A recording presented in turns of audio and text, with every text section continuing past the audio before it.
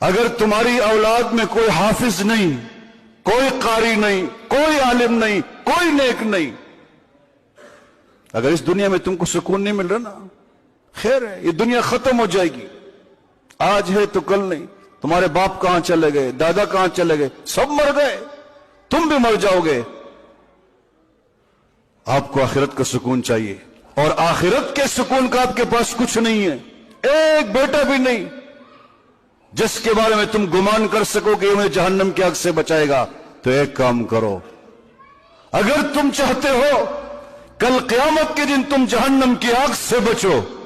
اور جنت کا مستحق بنو، تو اگر تمہارا بیٹا حافظ نہیں بنا، کسی کے بیٹے کو حافظ بناؤ، اس کا خرچہ اٹھاؤ،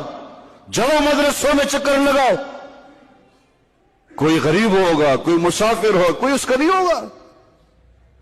محتمم سے کہو اس کا سارا خرچہ میں برداشت کروں گا، کھانے کا، پینے کا، پہننے کا۔ ایک سال میں حفظ کرتا ہے، 2 میں کرتا ہے، 3 میں کرتا ہے، میں اس کا ذمہ دار، خرچ میں وثوق سے کہتا ہوں قیامت کا دن جب قائم ہوگا نا، یہی بچہ جو حافظ بن چکا ہوگا